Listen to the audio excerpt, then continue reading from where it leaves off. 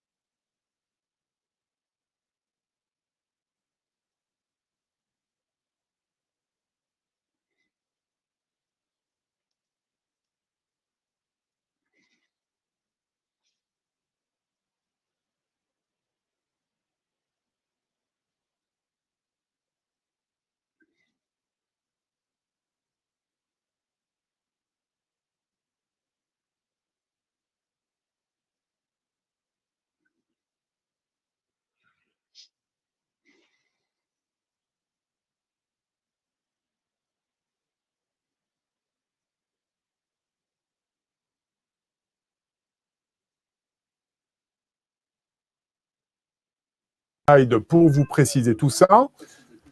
Donc, vous avez en haut à gauche la partie chat. Voilà. On clique dessus. Donc là, vous voyez, tout le monde peut envoyer son petit message. Je vais moi-même d'ailleurs vous envoyer un petit message. Voilà. Enfin, je vais essayer. Tac.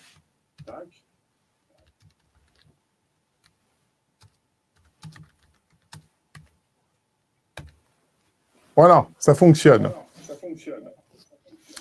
Vous avez en deuxième onglet sur la droite la partie questions. Donc, ça veut dire que durant tout le temps de ce webinaire, n'hésitez pas à poser vos questions à nos invités ou à moi-même et vous aurez la possibilité de voter sur la gauche sur l'intérêt de la question, ce qui permettra de remonter les questions qui obtiennent le plus de votes en tête de liste et donc d'essayer d'être le plus interactif possible et surtout de répondre à un maximum de questions. Vous avez un troisième onglet en haut à droite qui est la partie sondage. Donc ça, on y reviendra tout à l'heure. Donc pour le moment, nous utilisons la partie chat et nous utilisons la partie questions. Alors visiblement, tout le monde est connecté.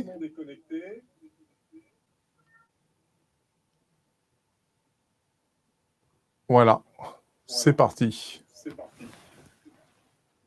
Alors, on attaque notre sujet.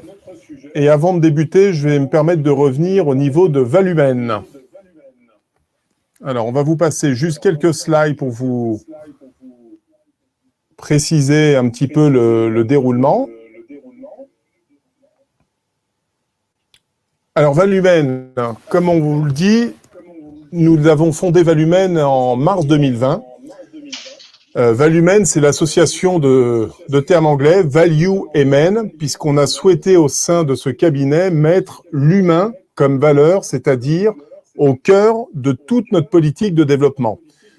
Nous avons des clients qui émettent des besoins et nous, notre objectif, c'est d'être un diffuseur de talents, c'est de capter les meilleures compétences et de créer l'adéquation entre une personnalité et une culture d'entreprise et pour lequel on doit apporter la plus grande satisfaction à nos clients.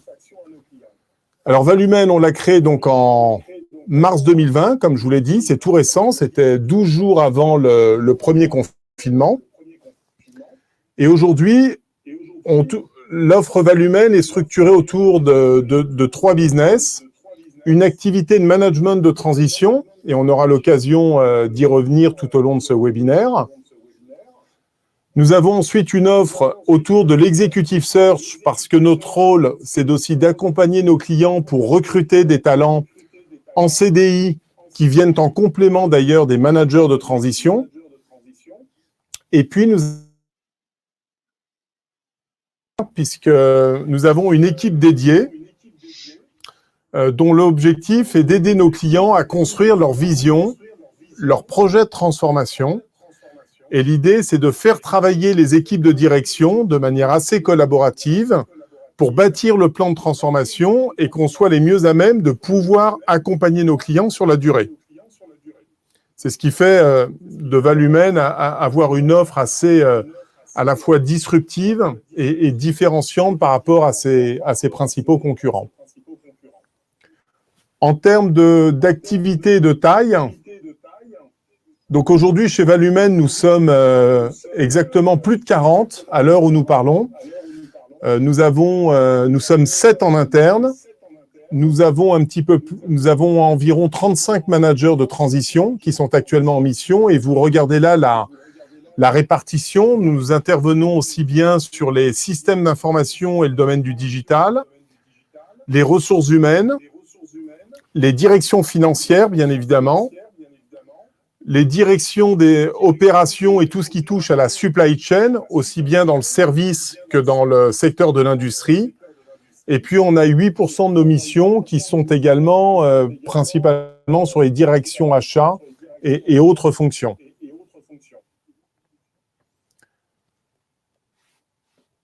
Au niveau de notre implantation géographique, vous le voyez, alors là, vous avez la répartition de nos missions. On a démarré, vous voyez, en mars avec 3 managers. Nous sommes aujourd'hui à 35. Donc, Valumène, on est en pleine dynamique, pleine phase de démarrage. Et au niveau de nos implantations géographiques, nous sommes implantés sur, évidemment, Paris-Île-de-France, le Grand Ouest, puisque nous avons monté une filiale qui s'appelle Valumène Atlantique, qui est implantée à Vertou, tout près de Nantes. Et très prochainement, nous vous annoncerons quelques bonnes nouvelles, puisque nous allons créer Valumène Hauts-de-France et Valumène Méditerranée d'ici les 8 prochains mois pour couvrir l'ensemble du territoire national.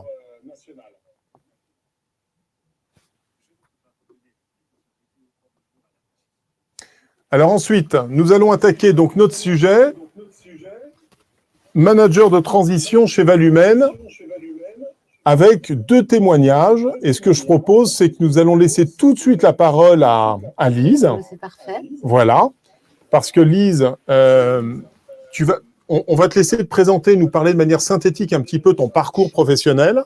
Et puis ensuite, on va revenir sur ta première expérience en tant que manager de transition avec Valumène. D'accord, très bien. Alors, j'ai un parcours qui a commencé dans l'audit. J'ai travaillé 6 ans chez Pricewaterhouse et un peu moins de 10 ans chez Deloitte dans l'audit de PME, PMI, filiale de groupes étrangers, cotés sur un marché étranger dans le cadre d'audit référé à Paris et à Barcelone. J'ai ensuite quitté l'audit pour rejoindre l'industrie cinématographique où j'étais DAF de Columbia TriStar Film. Et puis ensuite, j'ai intégré GSC 20th Century Fox en tant que contrôleur financier. Et puis, j'ai poursuivi dans l'industrie fédérée par des clients de Deloitte auprès desquels j'avais gardé le contact. Donc, j'ai travaillé dans l'industrie chimique pour un groupe hollandais. Et puis chez Groupama, au sein de la filiale de gestion de sinistres auto du groupe. Donc en fait, tout au long de ton parcours professionnel, donc dans le monde du conseil, beaucoup. L'audit. L'audit. L'audit contractuel et statutaire. Audit contractuel, statutaire, Oui. Dans des groupes internationaux. Oui, beaucoup. Tu as beaucoup travaillé, notamment à l'international. Je crois que tu as mené des missions dans les pays étrangers. J'ai mené des missions dans les pays étrangers, oui, dans l'énergie, dans les cogénérations espagnoles. Et dans l'élevage d'esturgeons adossés à l'électricité et au ressourcing de chaleur. Ah, absolument. Intéressant. Oui. Donc, en fait, une grande diversité de missions. Assez, mais toujours focalisée sur la PME, la PMI, française ou étrangère, mais avec une forte connexion internationale. Oui. Et la finance. Et la finance, bien entendu. En fait, tu es une femme d'argent, finalement. Totalement. Hein, le cash. Absolument. Le cash. Que le cash. Et j'ai eu une approche qui s'est transformée dans le temps, puisque j'ai rejoint il y a 7 ans l'industrie du volet roulant, le numéro 2 français de l'industrie du volet roulant, qui était une société en difficulté. J'avais déjà pris une culture BFR, gestion de BFR. Alors, BFR, on traduit besoin de fonds de roulement. Besoin de fonds de roulement. Voilà. Adossé à un de nos amis communs, qui est Thibaut de Moucheron, qui avait une cellule BFR au sein de l'OAT. Et donc, cette approche BFR m'a permis de poursuivre différemment. Et je suis rentrée dans le monde, dans l'univers de l'entreprise en difficulté il y a 7 ans. Voilà. En gérant, pour le compte d'administrateurs judiciaires et liquidateurs judiciaires, des procédures collectives qui permettent de renforcer la capacité que l'on a à identifier et réaliser des actifs dans l'intérêt de créanciers de procédure. Voilà. Donc, j'ai pris cette étiquette, mais qui est passionnante parce que ça suppose de la technicité, une approche d'auditeur, et puis une capacité à appréhender les différents cycles exploitation, hors exploitation, pour appréhender la gestion du BFR. Voilà. Alors, on y reviendra tout à l'heure, notamment sur ta dernière mission que tu mènes avec Valumène, mais notamment sur les qualités, les prédispositions nécessaires, finalement, pour réussir une mission de transition. Et on sera intéressant d'avoir justement ton retour, voilà, exactement, sur le sujet. Alors, maintenant, on est connecté en duplex avec Pierrick Petain. Pierrick, tu nous entends? Oui, je vous entends bien. Je t'entends très bien. Alors, Pierrick, est-ce qu'il nous entend? Tu nous entends, Pierrick? Bon, super. Alors, Pierrick, je te retourne un petit peu la question. Tu as quelques années d'expérience. Est-ce que tu peux nous brosser un petit peu ton parcours de manière synthétique et notamment ta partie management de transition qu'on va évoquer après, qui est déjà, tu as déjà quelques années d'expérience sur le sujet. Oui, alors moi j'ai eu une première partie de carrière dans l'édition de logiciels où j'ai travaillé dans pas mal de secteurs différents pendant plus de 25 ans. Dans des PME, des sociétés plus importantes en France et à l'étranger. Ensuite, je suis devenu DSI de BetClick, une société purement digitale. À la suite de mon expérience chez BetClick, j'ai eu l'occasion de faire ma première mission de transition où j'ai remplacé au pied levé un DSI qui était parti, je suis arrivé le lundi, il était parti le vendredi précédent. Avec comme mission l'objectif de restructurer et diminuer les coûts de l'IT pour les ramener dans des ratios convenables par rapport au chiffre d'affaires de l'entreprise. Donc ça a été une mission qui m'a amené assez loin puisqu'en fait j'ai fini par être salarié de l'entreprise et j'y suis resté un peu plus de 4 ans. Le temps de mener toutes les restructurations, tous les projets de rénovation des systèmes d'information et de réorganisation de l'entreprise.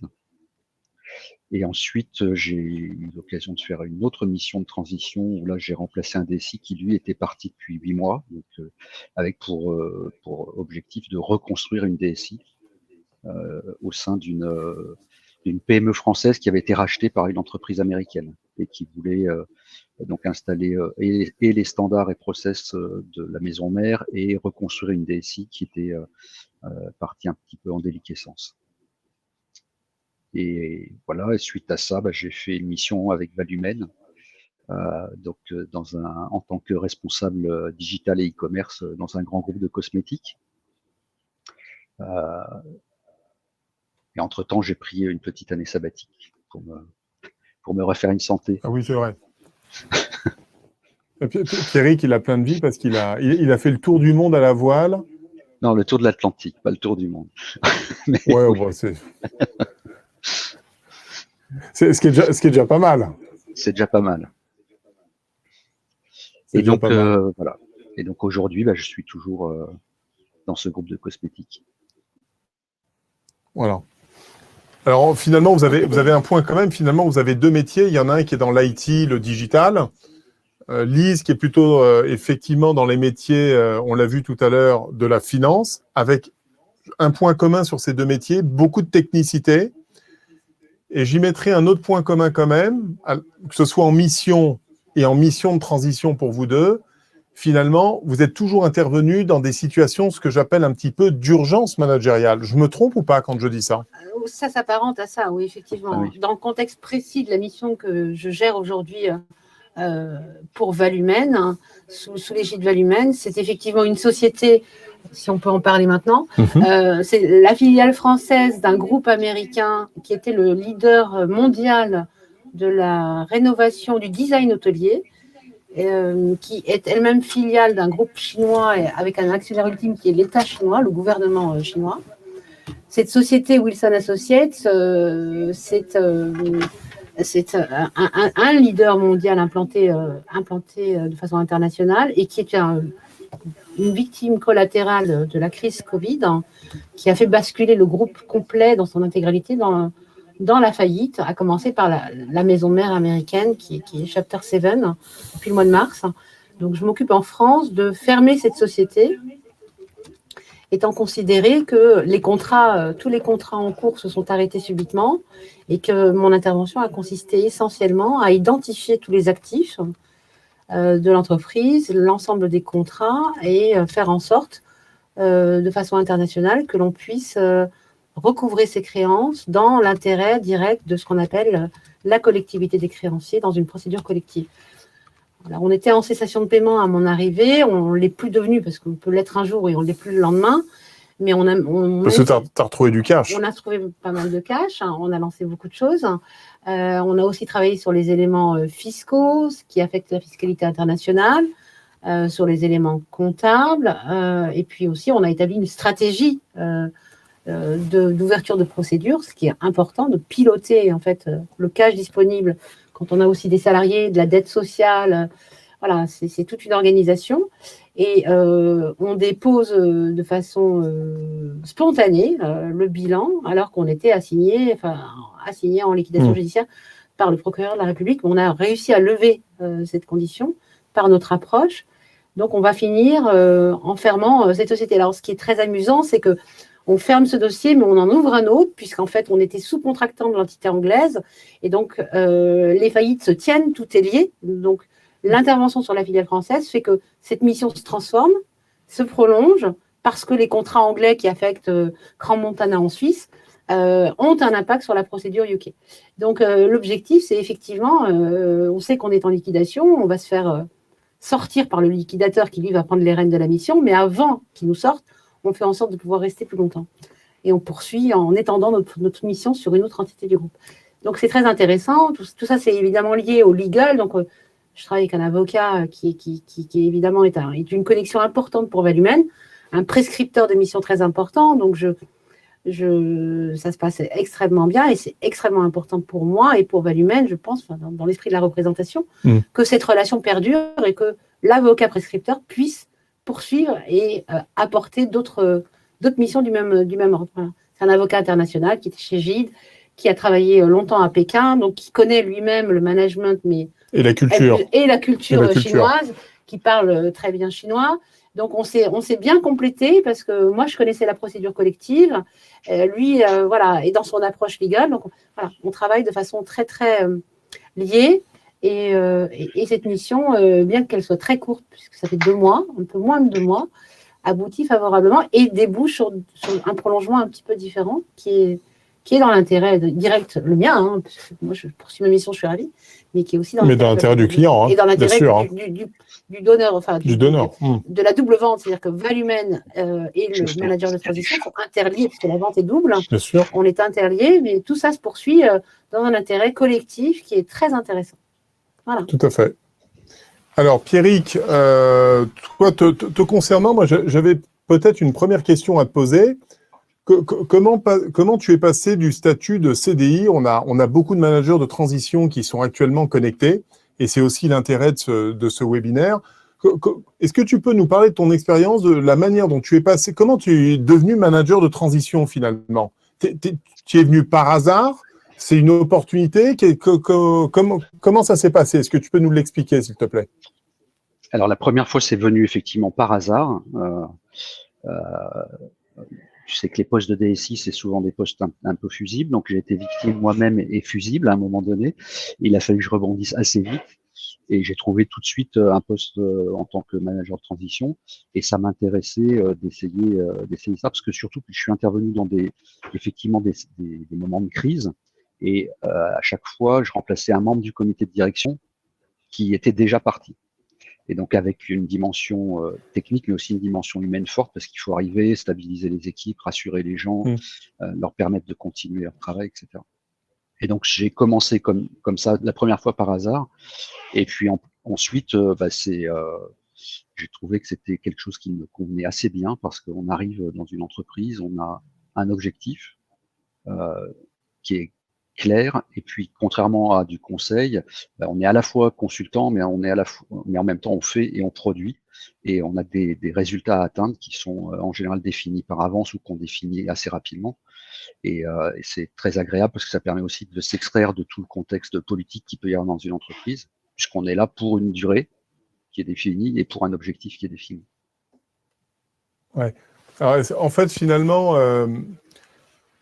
de ce que je comprends un petit peu dans ce que tu nous dis, Pierrick, c'est que la différence par rapport à quelqu'un qui est en CDI et un manager de transition, est-ce que finalement, quand on est manager de transition, l'énorme avantage, ça n'est pas de devoir gérer tous les aspects finalement politiques que l'on peut être amené à gérer quand on est en CDI, tout simplement dans une entreprise où, Tout à on le fait. sait tous, on a, dans ce cas-là, on a garde une carrière à gérer, on a un patron, parfois on peut avoir même plusieurs patrons, il y a des jeux politiques. Bon, voilà. Est-ce que finalement, c'est pas ça l'intérêt ?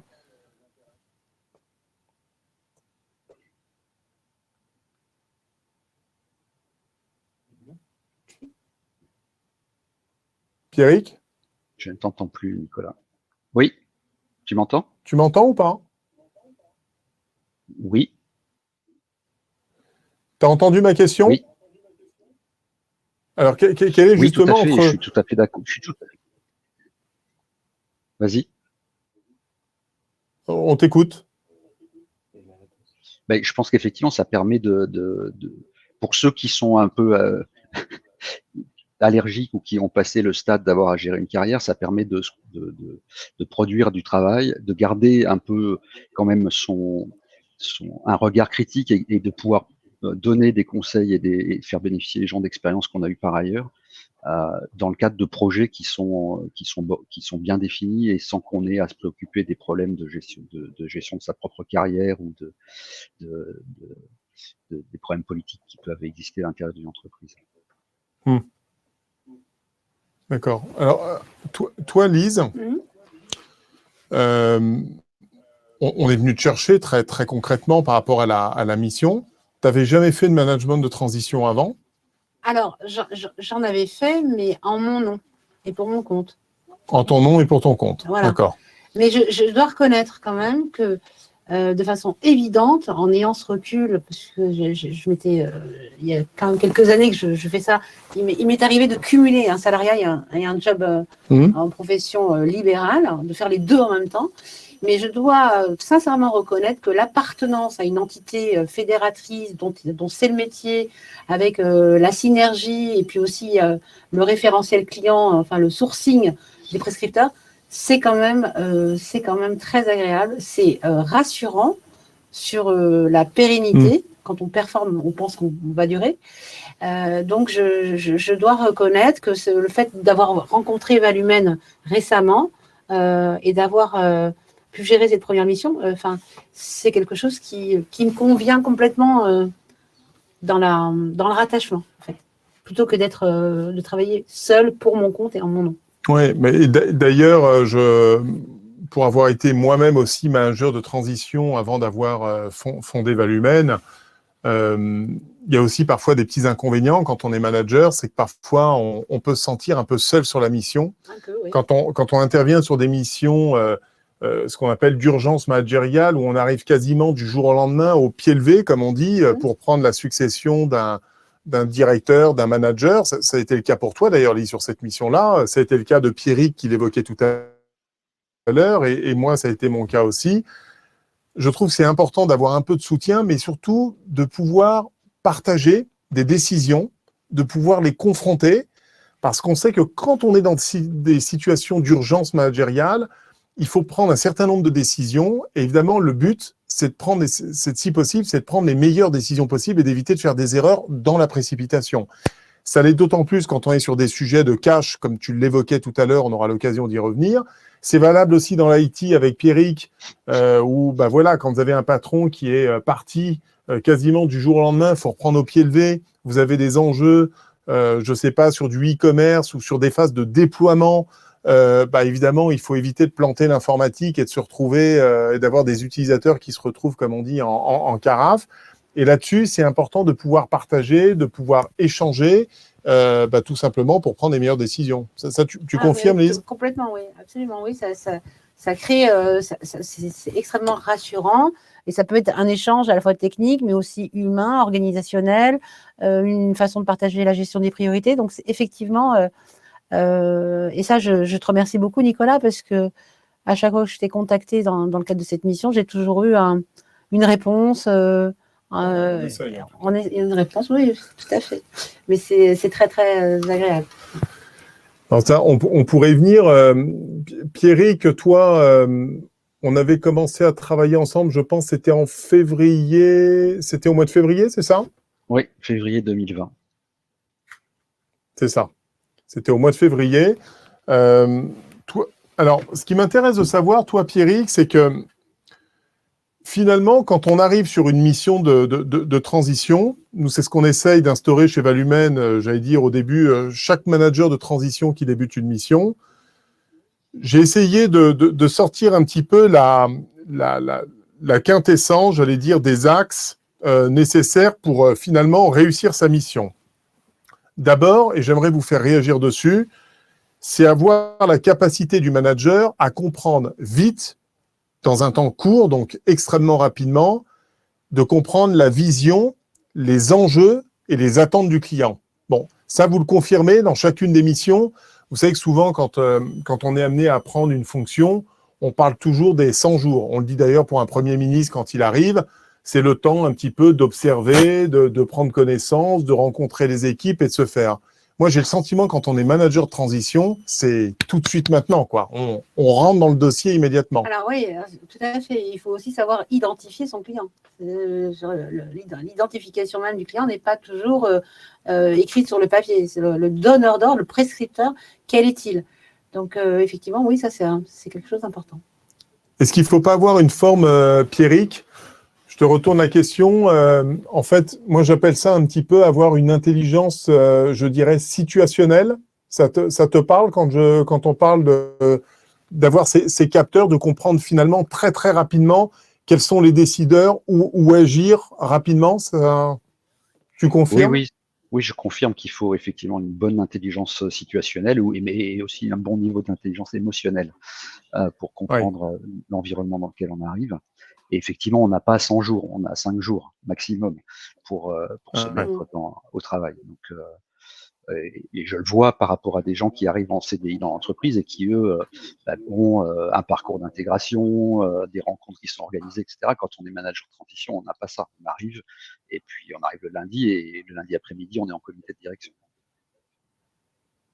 Oui, c'est une grosse différence. Alors, le deuxième sujet, évidemment, ça va être ce que j'appelle toute la partie, la capacité d'écoute. Finalement, c'est pareil, c'est comprendre rapidement les enjeux pour éviter peut-être de gaspiller son temps, de gaspiller son énergie, parce que le management de transition, ça a aussi un coût pour l'entreprise, et qui dit coût ou investissement, il faut pouvoir rentabiliser et agir assez vite. L'écoute, si on devait remettre ça par rapport à la mission, Lise, toi, quand tu as débuté ta mission, quels ont été les capteurs? Qu'est-ce que tu as mis en place? Alors, les premiers signaux compte tenu du contexte et de la réglementation française dans ce dossier, où finalement, on ne savait plus très bien, quand je suis arrivée, si on était déjà en situation de faillite ou pas encore, ou si c'était il y a très longtemps. Ça a été très, très vite la protection du président, eu égard au risque de passifs et d'épanchement de la dette sociale. Donc, protéger le président, ça a été bien faire en sorte d'encadrer complètement la cessation de paiement sur le plan légal et judiciaire, de façon à le protéger d'éventuelles extensions de responsabilité au passif de la procédure, étant considéré que le président est chinois mais vit à Dallas, hein, et méconnaît complètement la réglementation, enfin le cadre du code de commerce français. Donc on a gagné sa confiance en ce sujet et on a obtenu les réponses qui ont fermé définitivement un éventuel débat sur ce point. Ce qui a pu nous permettre ensuite d'aborder d'autres sujets et de gagner complètement sa confiance. Donc, on est dans une relation de travail de confiance. Ouais, de confiance. Voilà. Alors, toi, Pierrick, on parle toujours, pour rebondir sur ce que tu nous évoquais tout à l'heure, la capacité finalement à s'intégrer très vite. Comment tu as basculé? Tu nous parlais de tes expériences tout à l'heure, où tu as été dans des environnements finalement très différents. Comment est-ce que finalement on arrive à s'intégrer très vite à un écosystème et finalement à des cultures d'entreprise extrêmement différentes d'une entreprise à une autre? Comment toi, quels sont tes petits secrets pour pouvoir t'imprégner, te fondre, finalement être le caméléon du management de transition? J'ai pas de secret. Je pense que il faut une démarche humble quand on arrive. Il faut effectivement être à l'écoute et ne pas arriver en terrain conquis. Et il y a aussi une force dont je voulais parler à propos de Valumen, c'est que pourquoi moi j'ai apprécié travailler avec Valumen, c'est que la qualité d'écoute, elle doit aussi venir de celui qui fait le go-between ou l'intermédiaire commercial, qui doit être capable d'identifier si le manager va être capable de s'intégrer dans l'entreprise, et qui doit être à la fois à l'écoute du manager pour savoir ce qu'il recherche comme type de mission, quelles sont ses qualités, ses forces et ses faiblesses, et à l'écoute de son client pour faire le bon matching. Et j'ai trouvé que quand on s'est rencontrés, puisque c'est avec toi que j'ai eu la mission, que ces qualités-là étaient vraiment sortaient de l'ordinaire et que tu t'attachais vraiment à faire en sorte que le manager s'intègre bien dans la culture de l'entreprise. Oui, c'est gentil. D'ailleurs, c'est pour ça que j'ai appelé le cabinet Valumen. On en revient sur l'humain comme valeur, parce que vous savez, quand on a fait notre séminaire avec les associés pour créer Valumen, parce que Valumen, c'est un collectif. C'est la force de l'équipe aujourd'hui. Et vous savez, lors du premier séminaire, on s'est dit, nous, on va écrire notre vision, comme tout le monde, puis on va écrire nos valeurs. Voilà. Quelles sont les valeurs de Valumen pour les porter au quotidien? Et en fait, on a très vite arrêté au bout de 15 minutes. On s'est dit, on ne va pas faire comme beaucoup d'entreprises qui passent énormément de temps à travailler sur les valeurs, à les écrire, à les afficher dans les ascenseurs, dans les escaliers, dans les salles de réunion. Moi, ce que j'ai dit à mes équipes, j'ai écouté, nous, on ne va pas les écrire, ces valeurs. Si je vous ai recruté, c'est parce que vous avez des qualités, vous avez une personnalité, vous avez des compétences. Et moi, ce que j'aimerais, c'est que ces valeurs-là que vous avez en vous, eh bien, nous essayons quotidiennement de les incarner. Et de les incarner vis-à-vis de nos managers de transition, vis-à-vis de nos clients, mais également vis-à-vis de nos partenaires. Tous ceux qui travaillent avec nous, tous ceux qui sont finalement dans l'écosystème Valumen, c'est de les incarner au quotidien, ces valeurs. Et ces valeurs, c'est par un petit SMS, c'est par des messages, c'est par de l'écoute, c'est pas faire du business pour du business. C'est finalement, on a une mission première, c'est la satisfaction de nos clients. Et la satisfaction de nos clients, c'est aller sélectionner, évaluer, retenir le meilleur talent pour lui mettre à disposition et faire qu'au final, la mission soit un succès. Et tout le monde est content dans l'affaire, parce que un client qui est satisfait, c'est généralement un manager de transition qui est satisfait. Une mission qui est réussie techniquement, humainement, c'est une mission finalement qui va venir valoriser un parcours professionnel, et donc qui va donner au manager de transition plus de force dans sa candidature pour aller gagner, remporter une nouvelle mission demain. Et bien évidemment, c'est quelque chose de gagnant pour Valumen, parce que Valumen, qui est une jeune start-up qui vient de se créer, elle a besoin de se créer un nom, d'ancrer son nom, de développer un véritable savoir-faire pour pouvoir perdurer et se développer dans les mois et les années qui viennent. Et en fait, voilà, moi, c'est un des messages que je voulais délivrer ce soir, c'est vraiment, arrêtons d'afficher les valeurs et essayons de les incarner au quotidien. Je trouve que ça a plus de force. Et en tout cas, quand on est dans les ressources humaines telles qu'on le fait, pour moi, c'est un véritable plaisir, et c'est valable pour toute l'équipe Valumen de travailler avec des managers, des partenaires et finalement des clients qui sont réceptifs, j'allais dire, à ces c'est à ces valeurs-là qui sont incarnées au quotidien. Voilà. Ça te parle, Lise? Totalement, oui, j'adhère. Bon. Toi aussi, tu as eu de bons contacts chez Valumène, que ce soit avec Oui, Thibaut. ma rencontre Valumène, il faut que j'explique quand même vas-y. comment ça s'est Allez, passé. vas-y. Donc, je suis historiquement en collaboration, enfin en soutien à une structure qui s'appelait BFRTM, qui avait été créée par Thibaut de Moucheron lorsqu'il a quitté le cabinet de Deloitte. Il avait déjà une étiquette BFR, mais ce n'était pas une cellule à part entière.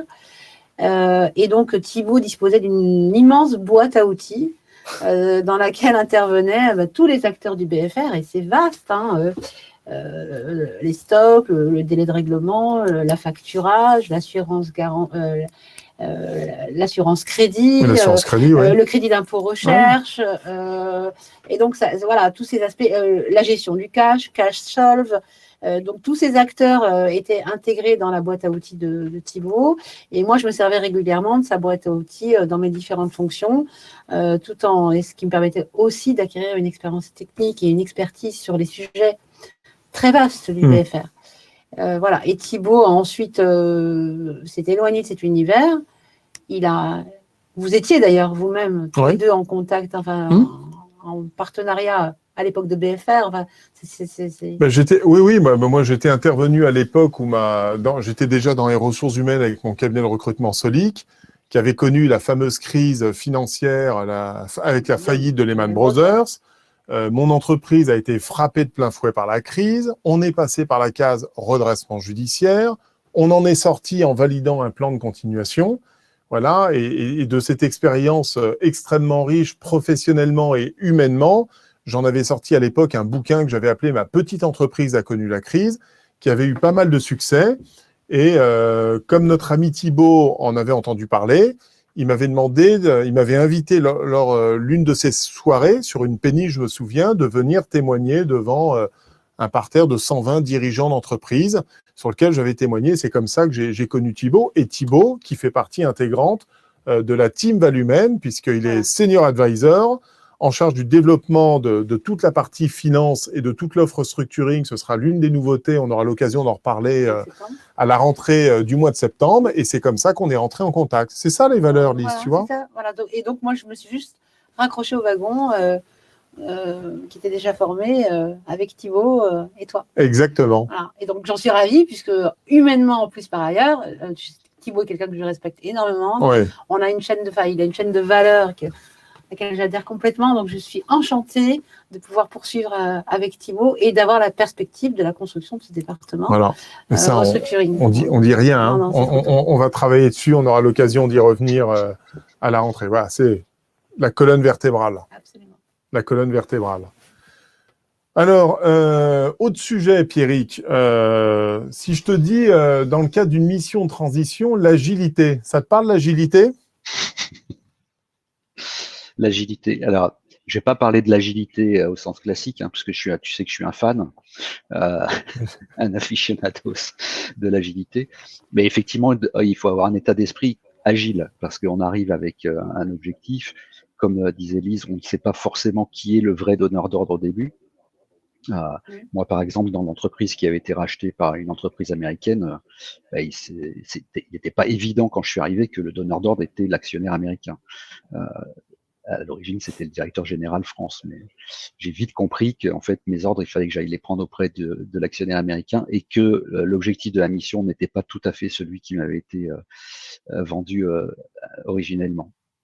Donc oui, il faut savoir faire preuve d'agilité aussi, parce qu'on a, surtout dans le digital, tu sais que les contraintes métiers sont très fluctuantes, très changeantes. Il y a toujours de l'innovation. On travaille avec des gens qui veulent toujours s'améliorer, faire plus, faire mieux que la concurrence. Donc, il faut savoir faire preuve de beaucoup d'agilité.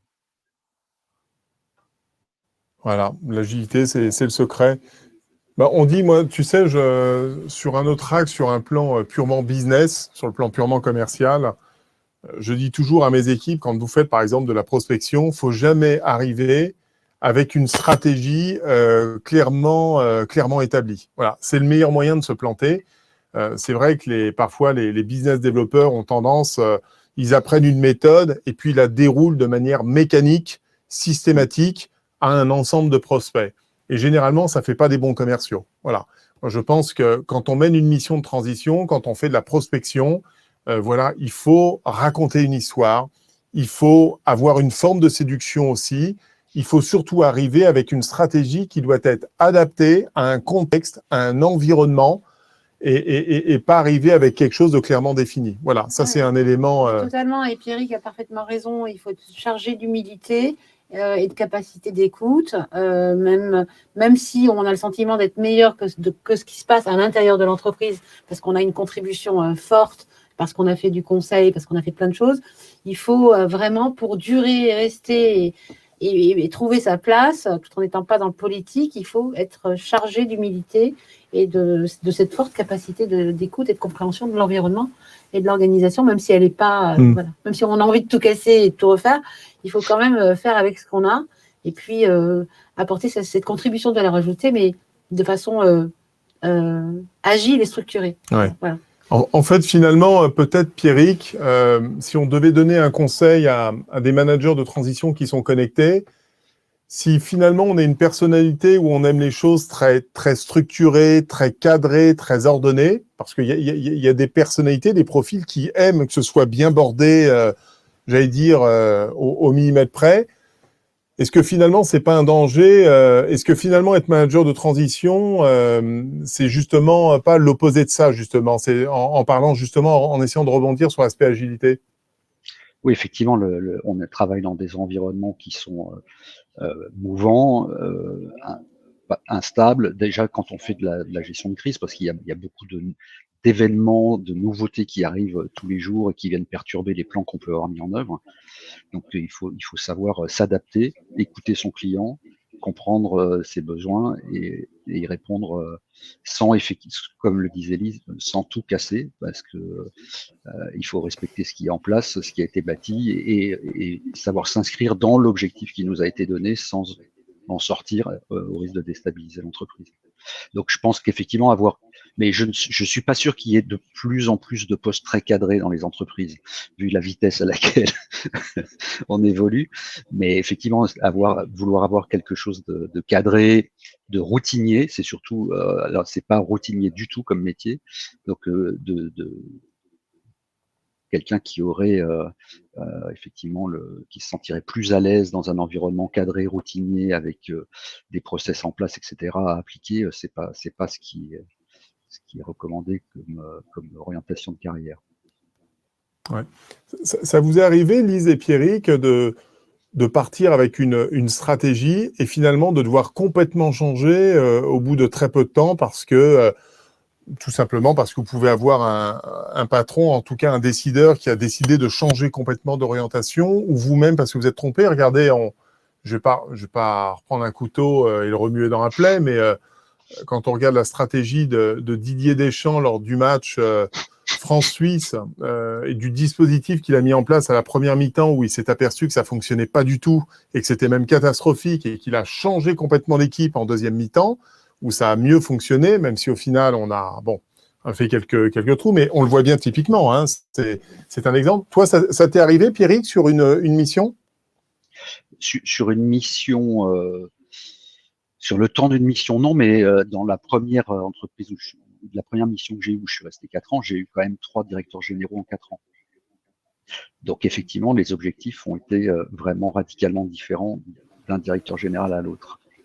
Et j'ai vécu, non, je ne citerai pas entreprise, mais j'ai vécu plusieurs étapes, donc avec des changements d'actionnaires, puis une cession à un fonds d'investissement.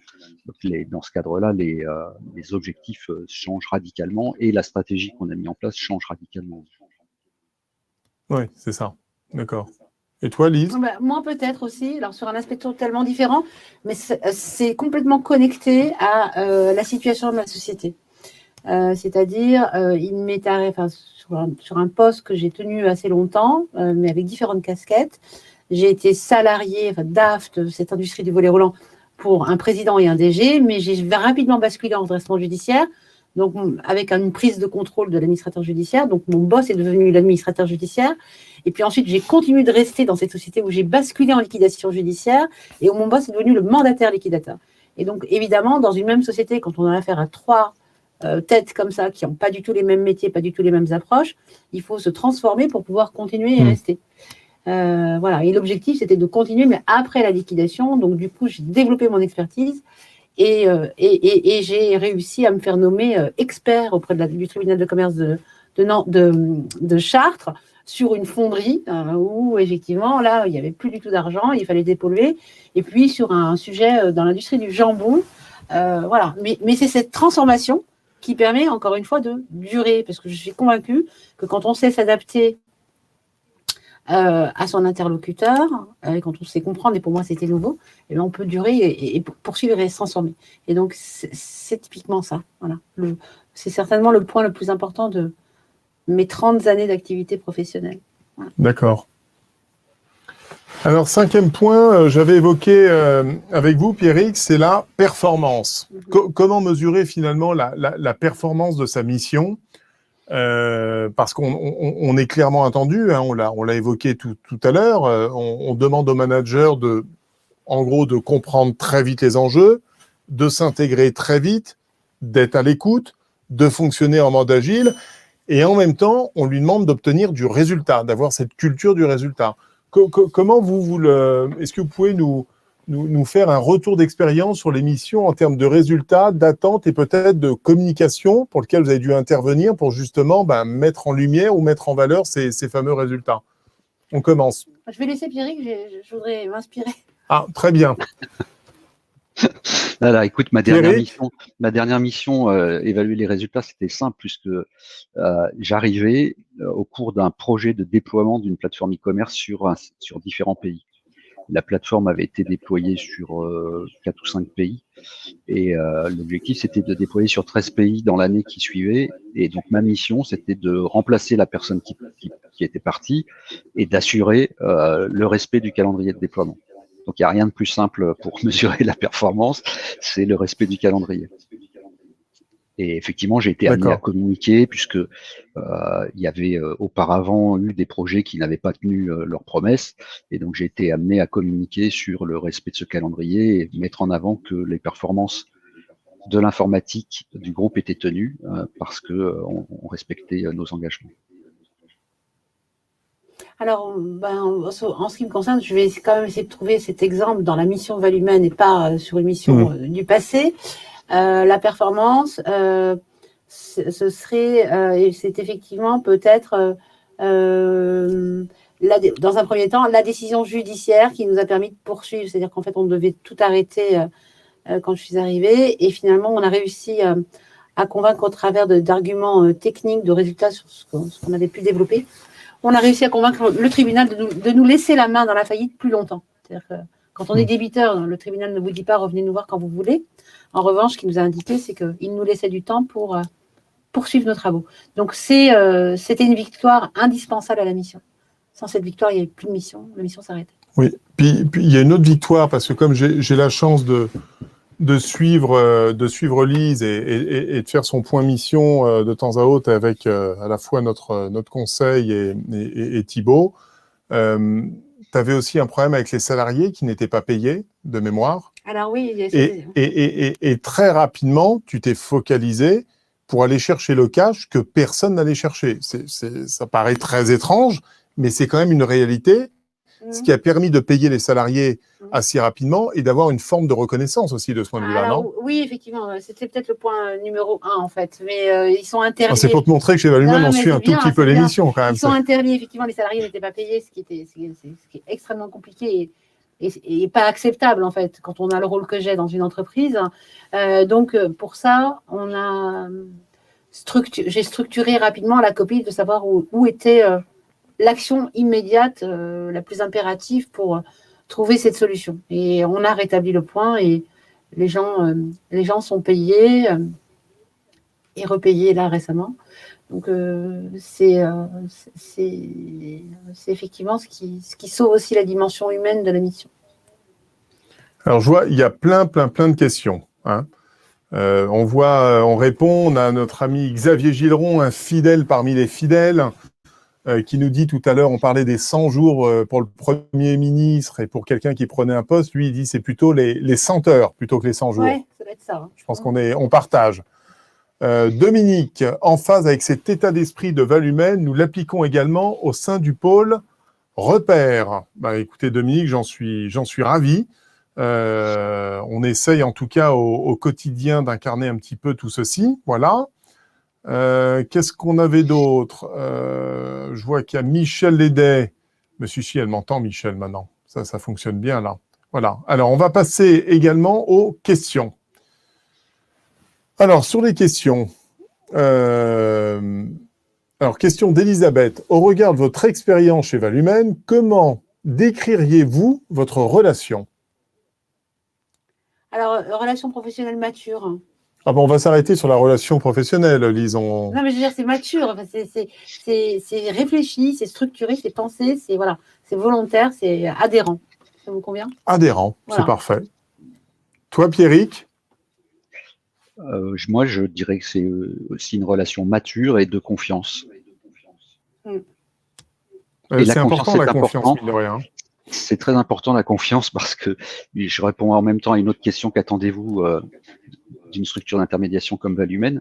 On n'est pas non plus des fous, c'est-à-dire que quand on va prendre une mission, on s'engage à respecter un planning de déploiement, on ne connaît pas les équipes, on ne connaît pas le produit, on ne connaît rien, et on prend quand même la mission. Mais on a quand même une phase d'approche commerciale dans laquelle Valhumaine joue un grand rôle, et la confiance dans la qualité d'écoute et la qualité de relation à ce niveau-là est très très importante pour être justement savoir qu'on peut accepter la mission parce qu'on va y arriver. Oui, ça c'est vrai, et j'allais dire que la confiance, moi je vais me permettre de le rajouter aussi, elle est réciproque. Si vous imaginez bien que quand on vend une prestation, qu'on est amené à démarrer cette prestation via des managers de transition, la confiance qu'on se doit d'avoir dans nos managers de transition, elle est aussi essentielle. Parce que ça arrive, on essaie le moins souvent, mais parfois ça peut arriver qu'une mission démarre mal parce qu'un cahier des charges n'a pas été bien défini, parce qu'aussi le manager peut très bien ne pas être finalement le bon, et ça c'est notre rôle dans notre capacité à évaluer, à sélectionner, à s'assurer qu'on a bien la bonne personnalité et la bonne compétence technique au service de nos clients. Et nous, on a aussi besoin de cette confiance de nos managers. Hein. C'est vital. C'est totalement réciproque. Oui, ça ne peut pas être unilatéral. Hein. Non. Ça ne fonctionne pas. C'est fusionnel, quoi. Hein. On essaye vraiment, on est solidaire. Et quand on mène une mission, moi, je le dis souvent d'ailleurs, quand on est amené, chers managers de transition qui nous écoutez et nous regardez ce soir, je dis toujours que quand on décide de présenter un manager de transition, moi j'y vais avec l'objectif, personnellement, c'est de gagner. Voilà. C'est-à-dire on y va, on vous accompagne, on prépare les entretiens. Je pense que Lise, les entretiens ont été pareil préparés. On a échangé, je me souviens, avec Nicolas, l'avocat, hein, qui a donné un certain nombre d'éléments parce qu'il fallait en plus rentrer dans un contexte. Si je reprends avec Pierrick aussi, c'est pareil, on a passé du temps en amont pour bien préparer l'entretien, pour favoriser et faire qu'après, lorsqu'on est confronté au client qui doit faire un choix, lorsqu'on est mis parfois en concurrence avec un certain nombre de nos concurrents, hein, ça arrive parfois, mais il y a un constat qu'on a fait avec l'équipe Valhumaine assez récemment, c'est que sur les 35 managers de transition que nous avons placés depuis maintenant 14 mois, dans 95% des cas de nos missions, nous étions en exclusivité avec nos clients. C'est-à-dire qu'on n'avait pas de concurrents. Et ça, c'est assez rare. Et on s'est posé la question au niveau de l'équipe de savoir est-ce que c'est de la chance. On est quand même avoir fait beaucoup de managers de transition et notamment chez un autre grand acteur du management de transition où nous étions présents. Et chez cet acteur-là, chez notre concurrent aujourd'hui, on était en concurrence dans 9 missions sur 10. On était avec plusieurs cabinets de management de transition. Nous, chez Valhumaine, dans 95% des missions, nous ne sommes pas mis en concurrence. Et comment ça s'explique?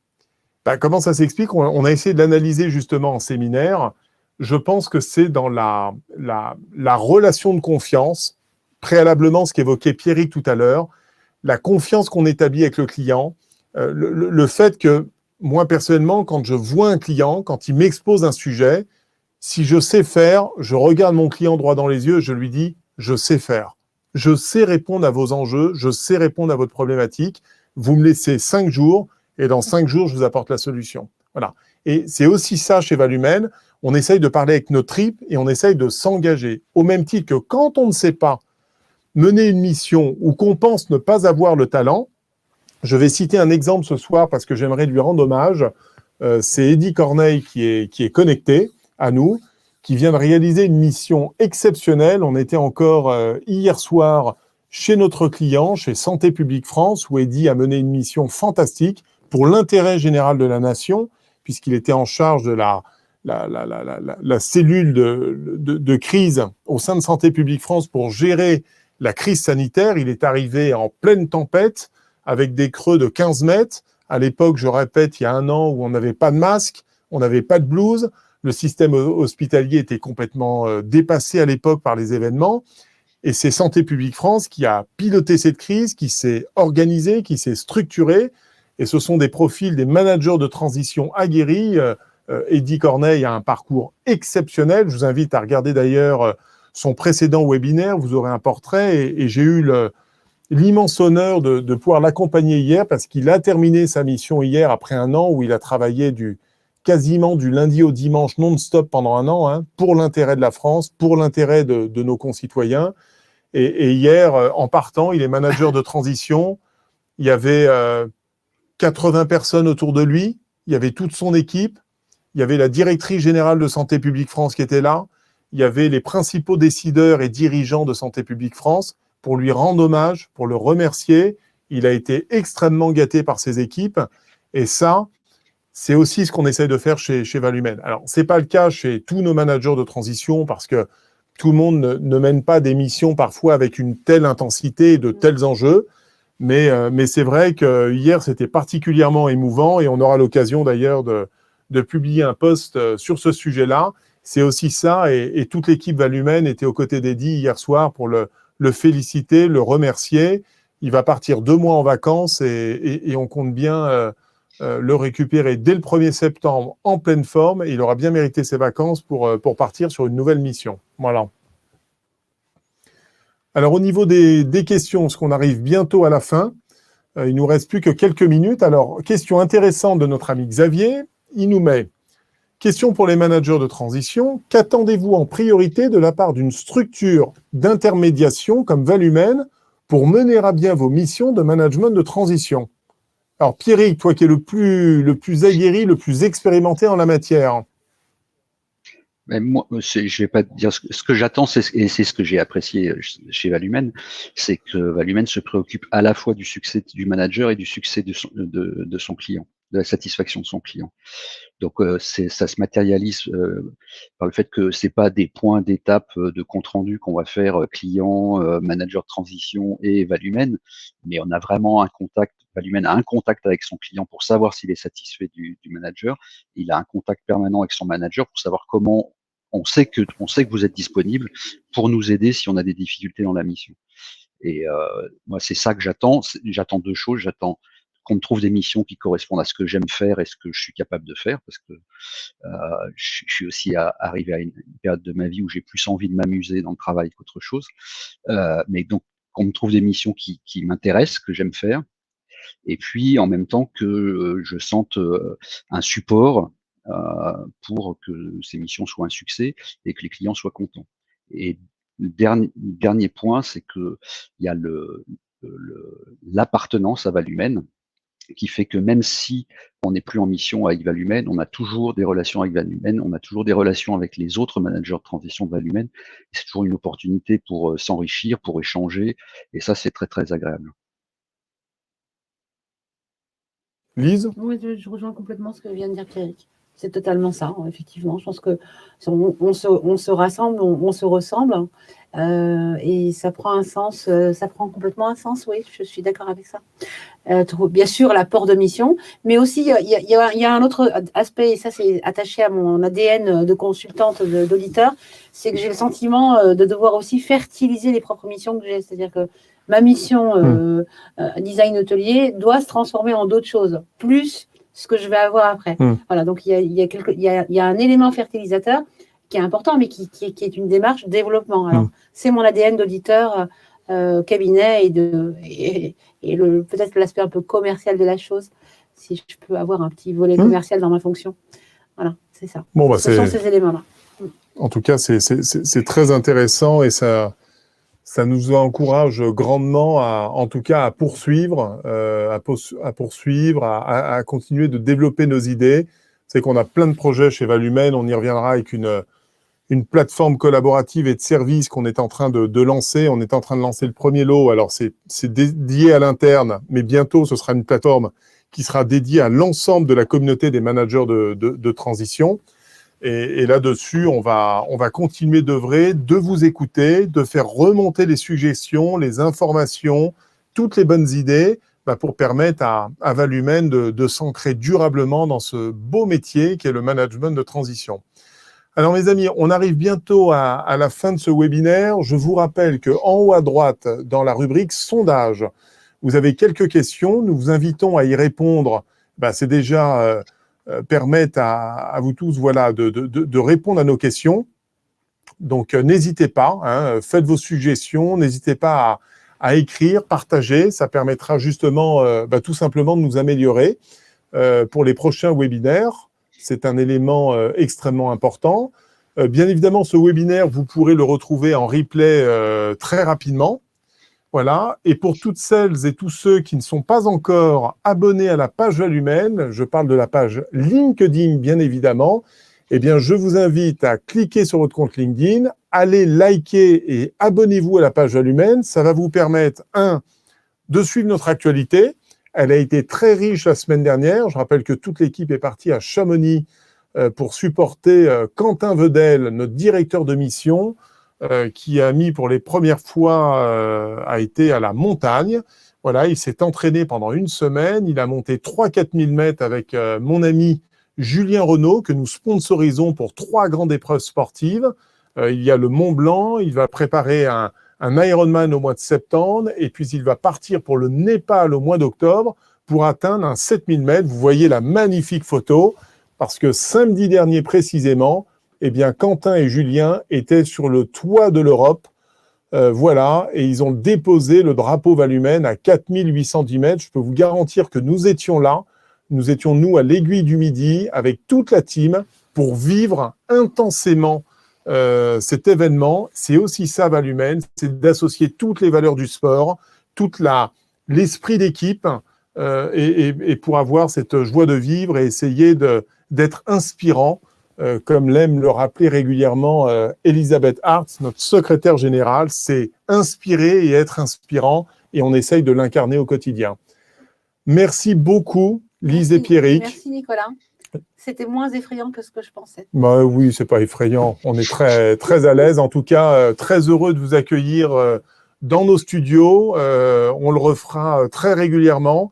C'est le dernier webinaire avant la rentrée du mois de septembre. Voilà, on va permettre, j'espère que vous allez profiter de cet instant, profiter des vacances, je l'espère du soleil, parce qu'on en a tous bien besoin après une année quand même,